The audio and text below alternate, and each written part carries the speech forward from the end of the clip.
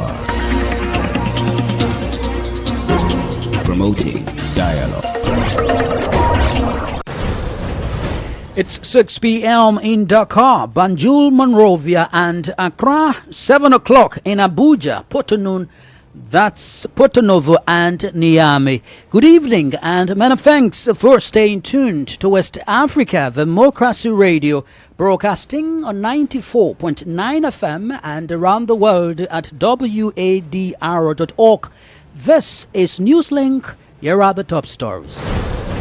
Ghana's new patriotic party to boycott a rerun of Ablekuma North parliamentary election in 19 polling stations. The inconsistency from the Electoral Commission is a shame. But for us in the new patriotic party, we remain resolute that our candidate, Nana Ekuafri, won the elections with a margin of 414 votes.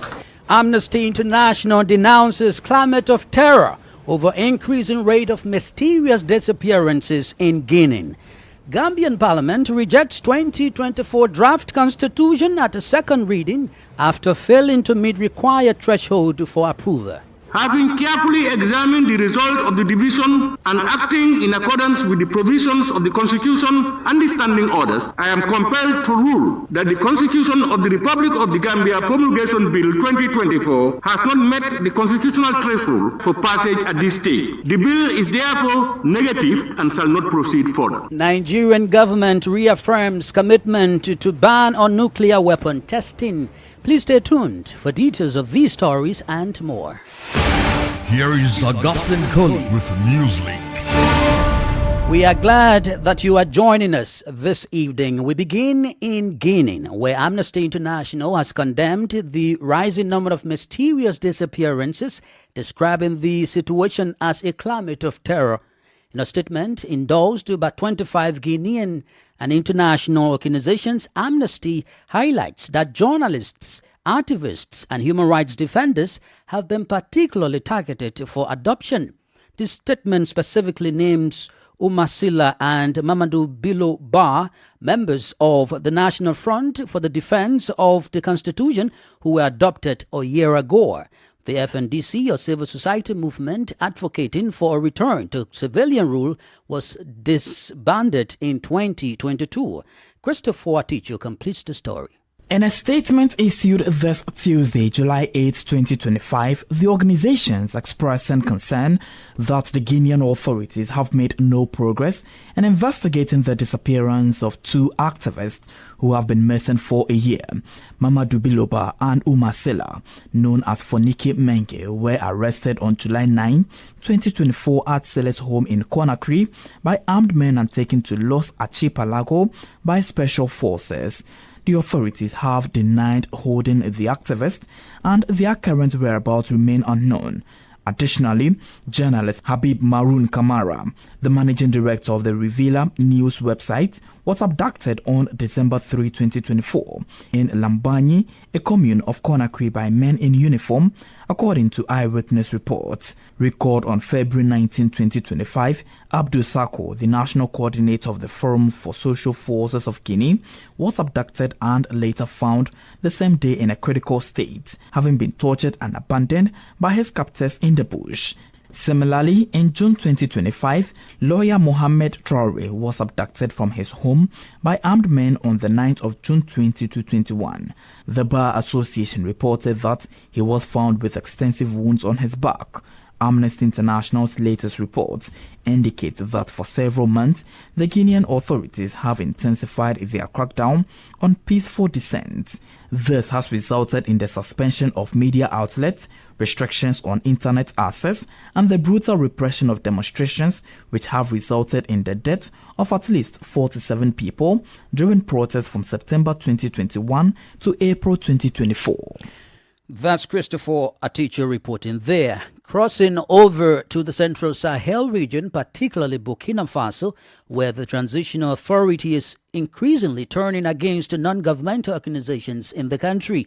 The Ministry of Territorial Administration recently announced the revocation of the authorizations for 4 NGOs, which include the Danish Institute Against Torture, Alliance for a Responsible Europe Mine, International Coalition of Christians and men, women of affairs, along with decisors and associations, including the Bartolomeo. The authorities are accusing these organizations of being dissatisfied with the requirements to sign the Establishment Convention. Foreign associations have also faced similar consequences, having their authorizations revoked for failing to comply with the obligation to sign the Establishment Convention. To constitutional matters now, the Gambian National Assembly has rejected the 2024 draft constitution during the second reading stage on Monday. The decision marks another setback in the country's effort to reform its constitution. Out of 56 members of parliament, 35 voted in favor of the promulgation bill, while 21 voted against it, failing to meet the required 75% threshold for approval. Consequently, the bill has been officially rejected. This is the second time that Parliament has blocked a draft constitution at that stage, following a similar rejection of the 2020 draft constitution. Sankule Janko reports. The Gambia's long-awaited 2024 draft constitution has been rejected by the National Assembly, marking the second failed attempt in just 4 years to replace the 1997 constitution. The debate reached its climax late Monday evening after several hours of tense exchanges and impassioned arguments from both sides of the aisle. In wrapping up the opposition's case, Minority Leader Alhaji S. Dabo expressed deep mistrust in the intentions of the majority, casting doubt on calls to advance the bill to the Constitutional Committee. You viewed on the 2020, rejected it. Today others are viewing on the 2024. Personal attack on them, and you are telling us, let's go to the consideration stage, and we try to compromise. You mean the ones who say that we cannot trust you if you should go beyond this level? You are vindicating them. Majority Leader Billy J. Tunkara, in response, made a final plea to opposition lawmakers, urging them to rally behind what he called a historic opportunity to reshape the country's democratic future. So I am calling all and sundry, and also I'm calling on the leadership of the Minority Caucus to reflect on these submissions, convince its membership to really accept this thing to go to the next level. We are more than willing to cooperate and listen to your concerns so that we incorporate. But despite his efforts, the bill ultimately failed to garner the required support. Out of 56 lawmakers, only 35 voted in favor, falling short of the 75% supermajority needed at the second reading stage. Speaker of the National Assembly, Fabakary Tombon-Jatta, announced the results with a sense of finality, confirming the bill's rejection. Having carefully examined the result of the division and acting in accordance with the provisions of the Constitution and the standing orders, I am compelled to rule that the Constitution of the Republic of the Gambia Promulgation Bill 2024 has not met the constitutional threshold required for passage at this stage. The bill is therefore negative and shall not proceed further. Opposition members from United Democratic Party, along with independent MPs mainly from the Fonyi region who remain loyal to former President Yahya Jammeh, voted overwhelmingly against the draft, tipping the scale. The 2024 draft was seen by many as a crucial step towards democratic consolidation, setting a cap on presidential term limits, judicial independence, and expanded civil liberties. But on Monday night, those hopes were once again put on hold. The Gambia's long journey toward a new constitutional framework continues, uncertain and deeply political. Sankule Janko fight that report. More stories coming up on West Africa Democracy Radio. Newslink continues. Let's turn our attention to some security-related issues. The government of Nigeria has reaffirmed its commitment to a global ban on nuclear weapons testing, pledging continual cooperation with international partners to uphold peace and security. Nigeria's Vice President Kashim Shettima made the declaration during a meeting with officials of the Comprehensive Nuclear Test Ban Treaty Organization. WADR's Abuja correspondent Usma Umar reports. Vice President Kashim Shettima says Nigeria is standing firm in its opposition to nuclear weapons testing, emphasizing that Africa's priorities focus on combating poverty and tackling the growing impact of climate change. Speaking in Abuja while receiving Dr. Robert Floyd, Executive Secretary of the CTBTO, Shettima reaffirmed Nigeria's dedication to the Comprehensive Nuclear Test Ban Treaty and acknowledged the organization's vigilance through its global network of over 330 monitoring stations, which he says have successfully detected all nuclear tests concluded by North Korea. The Vice President also commended the CTBTO for utilizing its resources to support civilian initiatives such as tsunami warnings and volcanic activity monitoring. We are fighting poverty. We are fighting a war against the incestuous relationship between economy and ecology in sub-Saharan Africa. We have no business dabbling into anything that has to do with nuclear warfare. So I want to assure you, I reiterate our commitment to the comprehensive nuclear test ban.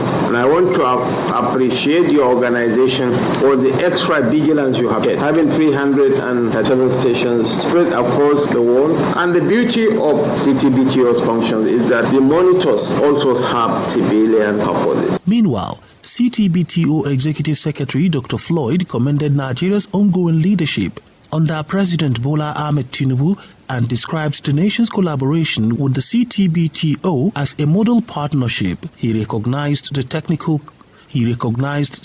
contributions from Nigerian institutions, including the Atomic Energy Commission and the Nuclear Regulatory Authority. Dr. Floyd said the global push for a nuclear-free world cannot succeed without the active involvement of African nations like Nigeria. For Newslink on West Africa Democracy Radio, Usman Omar reporting from Abuja. Meanwhile, in Benin, the SHIELD military exercise conducted by the National Guard has concluded in the southern region of the country. For nearly a week, soldiers simulated responses to terrorist attacks across 3 departments. According to the Joint Chiefs of Staff, the military exercise was successful, adding that the soldiers are expected to be deployed shortly as part of Operation Mirador. Francis Boniface has the details. The military exercise evaluated the overall training level of the unit, the commander's crisis management abilities, and the leadership skills of company officers. Through operations conducted on land, at sea, and in the air, the soldiers showcased their capability to rescue hostages in a simulated assault scenario. The Minister of Defense and the Chief of the General Staff of the Beninese Armed Forces commended the quality of the military maneuver and the soldiers' preparedness, which will enhance the Army's ability to address increasing security challenges. In addition to the military component, the operation incorporated a social aspect, as hundreds of civilians received free medical care from military doctors. This humanitarian initiative helped strengthen the relationship between defense and security forces and the community. Following the exercise, the National Guard troops are scheduled to be deployed to the Operation Mirador Theater, which focuses on combating terrorism. Francis Boniface reporting there, taking you to Ghana, where the New Patriotic Party NPP has rejected the Electoral Commission's decision to conduct a rerun of the Ablekuma North parliamentary election in 19 polling stations, insisting the directive contradicts a High Court's ruling issued earlier this year. Addressing a press conference Tuesday, NPP General Secretary Justin Skodua Frimpong said the party will not participate in the rerun, arguing that the High Court's decision on January 4 only instructed the Electoral Commission to complete collation and declare the winner and not to organize fresh election. Even with respect to a letter that I wrote to the Electoral Commission on the 3rd of June, asking about the update of Ablekuma North, whereby the Electoral Commission confirmed to the New Patriotic Party that indeed it is left with only 3 polling stations. Again, the Electoral Commission, led by Deputy Commissioner Dr. Bosman, under oath, went to Parliament and also confirmed same that for so far as they are aware and so far as they know, it is only left with 3 polling stations at Ablekuma North. And therefore, it comes as very shocking that the Electoral Commission, based on its own conduct and also based on facts, based on their correspondence with the NPP, their pronouncement in Parliament, and even engagement with political parties when it happened on June 12th, where they maintained their position that it is left with 3 polling station will sadly make a U-turn. Indeed, it is a shame for this country.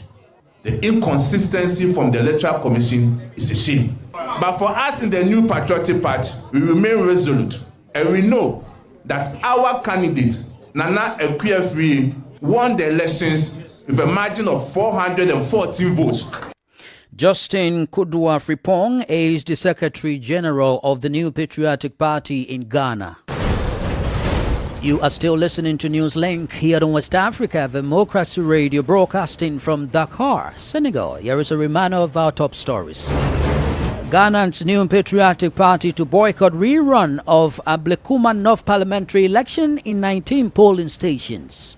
Amnesty International denounces climate of terror over increasing rate of mysterious disappearances in Guinea.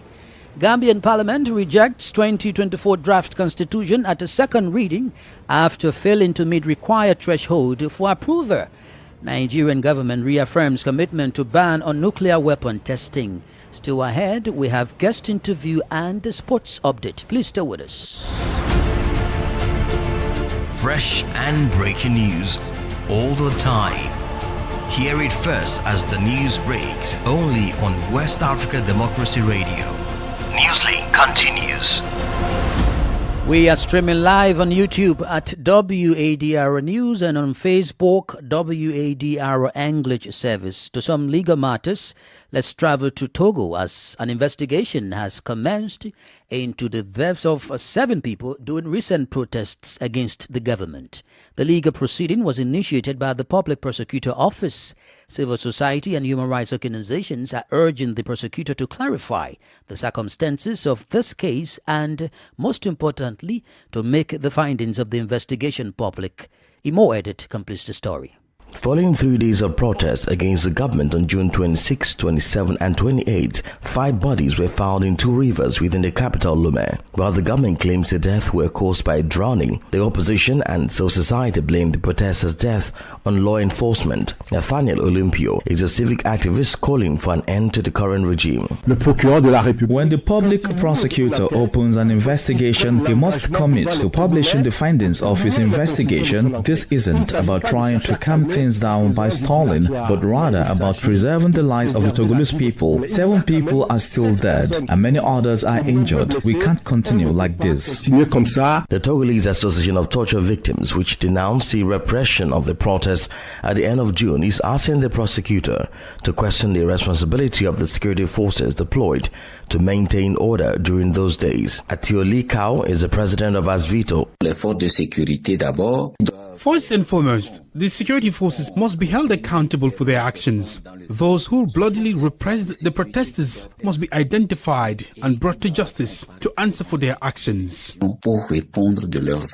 In its investigative report published late last week, Amnesty International called on Lomé to investigate the cases of death, injuries, as well as arrests and ill treatment allegedly inflicted on demonstrators by law enforcement during the protests.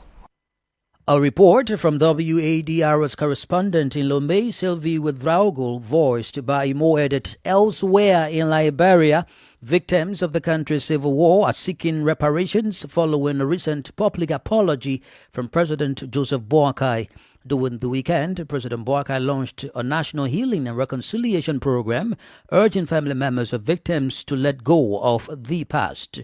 WADR's Monrovia correspondent Ibrahim Parker reports. According to Dr. Aaron Weir, victims are entitled to prompt reparations under international law and the Truth and Reconciliation Commission Act. He noted that the victim groups, such as the Liberian Massacre Survivor Association, are actively mobilizing and strategizing to engage the government on the issue of reparations. The transitional justice scholar raised important questions regarding the nature of reparations, especially considering that victims are now older men decades after the conflict. The act that established the TRC calls for recommendations on reparations to be granted by the government. The report captured clearly recommendations for reparations, but it hasn't been implemented over the years. So the request for reparations by victims will be well within their rights to make that call. The victim groups are mobilized. They are, in fact, excited about the apologies granted by the president last week. Meanwhile, Samuel Kai, survivor of the Civil War, expressed deep concerns about how war victims in Liberia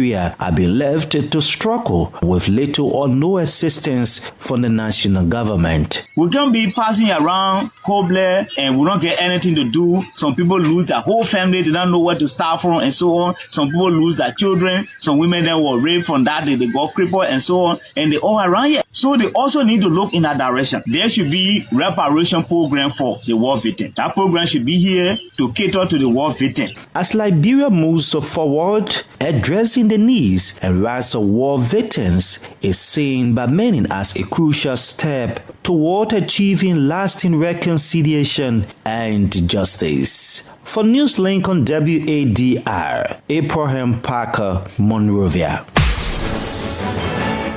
Politics, analysis on major news, social matters, and all. This is A Guest. Our guest interview segment takes us to the Gambia, where the National Assembly has rejected the 2024 draft constitution during the second reading on Monday. The decision marks another setback in the country's efforts to reform its constitution. Our guest is Madi Sise, National Assembly member for Serekunda and the chairperson of the Human Rights and Constitutional Committee of the National Assembly. Mainly or principally is that most progressive clauses that we expected were really not in the 2024 draft. Example, the vetting of presidential appointments of key positions, the likes of the Auditor Generals, the Inspector Generals, the chairpersons of various commissions. These are key institutions that should be independent. So to leave that entirely in the hands of the president to appoint them and sack them anyhow he wants is a concern. And the other thing is we have seen in the 1997 Constitution the president has the powers to nominate 5 people as MPs in the National Assembly. And these 5 people, by the same constitution, the leadership of the National Assembly should come from them, the Speaker and the deputies. Considering the constituencies that we have in the Gambia, some of them are large as 40,000 voters, some 60,000 voters, meaning that if you put 5 of that kind together, you are talking about 150,000 voters who has voted 5 MPs, but you have given that same 50,000 voters in the hands of one person to nominate them and occupy the position of the leadership in the National Assembly. That we think really will stifle the operations of the National Assembly because he is their appointee. They will be loyal to him no matter what. And yes, it's a fact that Gambians really need a constitution. But Gambians don't need any type of constitution. We want a constitution that is very progressive. Yes, the other side of the National Assembly have been flagging and chanting the term limit and 51 plus. That's a progressive. But that is not all that make a progressive constitution. Honorable, you've mentioned something very, very interesting. And let me bring you back to that. Because given the continued reliance on the 1997 constitution, which lacks presidential term limit, what are the potential risks for the Gambia's democratic future in that case? The 1997 constitution was here and there was no term limit. In 2016, Gambians came together and really changed the government. So if this current government wants to insist in bringing some of the clauses that Gambians don't want into the 2024 draft, and let me just tell you one thing about the whole issue of this 2024 draft. This is a draft that is made up under the leadership of the president at cabinet level. There are less than 20 people in this country. When they were done with their draft, as if they really want to force it on the Gambians, they did not give opportunity to the Gambian population to have a look at it and critique it, give their opinions before. When they were done, they rose and gazetted it, meaning that Gambians would have no say at that point. Some are of the view that if truly you want the Gambia to get a new constitution, what you could have done, you and your colleagues who voted to reject this promulgation bill, you could have allowed it to go to the scrutiny stage of, and that is the committee stage, which you lead. Why didn't you people accept that proposal to go to the committee stage so that you guys can compromise and ensure Gambia gets a new constitution? Well, I can assure you the issue in the parliament is lack of trust on the two sides of the house. We have tested the side of the majority in a lot of bills that come to the parliament, and we allow it to go to constitution stage so that we can effect changes. And in those constitution stages, we were bullied by their number. For example, the anti-corruption bill was watered down to 0 because the most important clauses in that bill was expunged, even though we stood to say they must remain, but they used their numerical strength and then expunged all those important clauses in that bill. So we thought it is the same waste of time because they will do the same thing. And therefore, we don't want us to go there. What's next for the Gambia in its quest for a new constitution that will stand the test of time? Two things are possible. One, we can go back to the drawing board, re-examine the 1997 constitution as it comes on the 16th of January. Look at the differences with that constitution to the present day 1997 constitution, clause by clause, make a comparison and see what clauses were changed and what clauses were there before.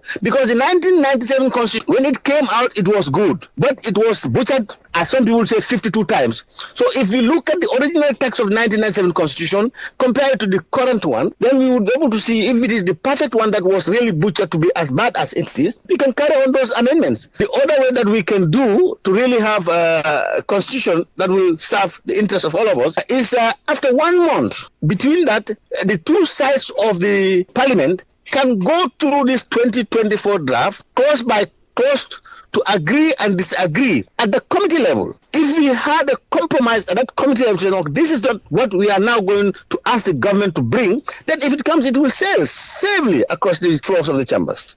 Madi Sise is the National Assembly member for Serekunda and the chairperson of the Human Rights and Constitutional Committee of Gambia's National Assembly. Here comes Christopher, teacher with the latest in the world of sports. Good evening, Augustine. Good evening. How are you? I'm okay, and you? I'm very well too. So, in sports this evening, Augustine, first there's a good news for all local clubs participating in CAF's inter-club competition. Why? Because the Confederation of African Football, which is CAF, has decided to double the financial contribution to clubs participating in its inter-club competitions. Each team participating in the Champions League or the Confederation Cup will now receive $100,000 or approximately 60 million CFA francs. Great. And in the case of Senegal, Senegal has two teams participating, and they are Teref FC and then Jaraf. Each will be receiving some 30 million CFA francs for their participation. And so this year, Jaraf, the Senegalese Cup finalist and Senegal champion, is expected to represent the country again in the inter-club competition. Okay, great. Is there any news about the WAFCON ongoing? WAFCON? Of course, there is. So first up, let me bring you the fixtures for the second round. Yes, just very quickly. Of this particular ongoing tournament happening. And then Zambia will be taking on Senegal, which is tomorrow. And then tomorrow again, Democratic Republic of Congo will be taking on Morocco as well. On Thursday, we will see Tunisia taking on Algeria, while Botswana would also take on Nigeria. Ghana will take on Mali on Friday, whilst Tanzania will take on South Africa on Friday as well. But again, let me just bring you the standing on how the various tables look like. Senegal is on top of Group A with 3 points, followed by Morocco.